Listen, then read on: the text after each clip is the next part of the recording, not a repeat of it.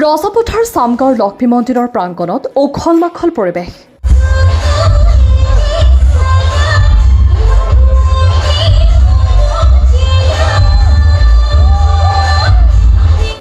প্ৰতি বছৰৰ দৰে এইবেলিও চামগাঁৱত বাৰ্ষিক জেঠ পূজা উপলক্ষে সাংস্কৃতিক অনুষ্ঠান অনুষ্ঠিত কৰা হয়। চামগাঁও পৰিচালনা সমিতিৰ সৌজন্য নৱজ্যোতি সংঘৰ সহযোগত ঐতিহাসিক বাৰ্ষিক জেঠ পূজা উপলক্ষে সাংস্কৃতিক অনুষ্ঠান সম্পন্ন। আজিৰ এই সাংস্কৃতিক অনুষ্ঠানত বিভিন্ন ঠাইৰ পৰা ৰাইজ অহা পৰিলক্ষিত হয়। লগতে দূৰ দূৰণিৰ পৰা অহা নৃত্যশিল্পীসকলে নৃত্য পৰিৱেশন কৰা দেখা যায়।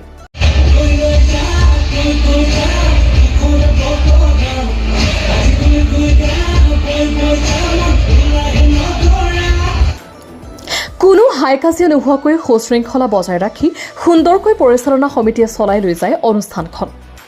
লগতে পৰিস্থিতিৰ বুজ ল'বলৈ উপস্থিত হয় ৰজাপথাৰ কাছমাৰী চাৰিআলিৰ আৰক্ষীও।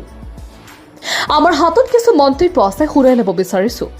সহযোগত নৱজ্যোতি সংঘ যুৱ সংঘৰ সহযোগত আমি প্ৰতি বছৰৰ দৰে এই বছৰেও আমি আমাৰ যি বাৰ্ষিক পূজা, আমাৰ চামগাঁওখন প্ৰায় 50 বছৰ পুৰণি গাঁও। আমাৰ এই যিটো পৰম্পৰা, আমাৰ যিটো জেঠ মাহৰ শেষত আমি জেঠ পূজা আৰম্ভ কৰোঁ আৰু এই পূজাৰ পৰ্বটো আজি আৰম্ভ হৈছে আৰু আজি সাংস্কৃতিক অনুষ্ঠানটি আমি উদযাপন কৰিছোঁ।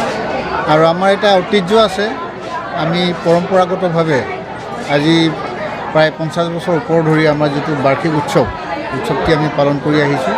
আৰু ইয়াৰ জৰিয়তে আমি সাংস্কৃতিক সন্ধিয়াৰ জৰিয়তে বিভিন্ন এলেকাৰ পৰা, বিভিন্ন অঞ্চলৰ পৰা ৰাইজ আহি উপস্থিত হয়হি, সমবেত হয়।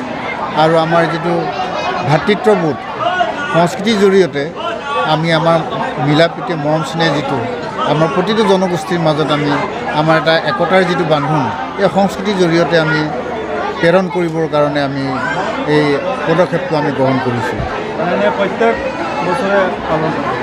প্ৰত্যেক বছৰে জেঠ মাহৰ শেষত।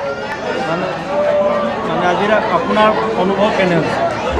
মোৰ অনুভৱ হৈছে, মই এই গাঁওখনৰ পৰিচালনা সমিতিৰ সম্পাদক আৰু মোৰ লগত আছে সভাপতি মহোদয়।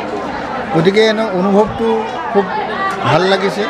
আৰু প্ৰতি বছৰে আমি এই সাংস্কৃতিক অনুষ্ঠানৰ জৰিয়তে আৰু আমাৰ যি জেঠ পূজা পৰ্বটো আমি সমাপন কৰি আহিছোঁ। ভৱিষ্যতে আমি কৰি যোৱা সংকল্পৰে আজি আমি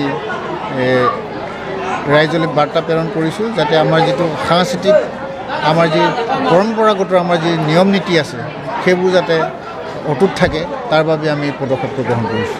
আমাৰ এই গাঁওখনৰ নাম হৈছে চামগাঁও। এইটো 50 বছৰৰ প্ৰায় আগতে ইষ্টাব্লিছ হৈছে আমাৰ গাঁওখন আৰু আজিও বৰ্তি আছে। আমাৰ গাঁওখনৰ সমাজত প্ৰায় আমি 200 ঘৰ মানুহে একেলগে বাস কৰোঁ। 200টা ঘৰৰ পৰিয়াল আমি একেলগে বাস কৰি আহিছোঁ। আজি এই আমাৰ যিটো মিলা প্ৰীতি আমাৰ গাঁওখনৰ, সেইটো আগলৈকে আমি বৰ্তাই ৰাখিবৰ কাৰণে এই সাংস্কৃতিক অনুষ্ঠান আৰু যিকোনো পৰম্পৰাৰ মাজেৰে আমি চেষ্টা কৰি আহিছোঁ। হুজাৰ পৰা আব্দুল কালামৰ ৰিপৰ্ট, সুহানা লাইভ।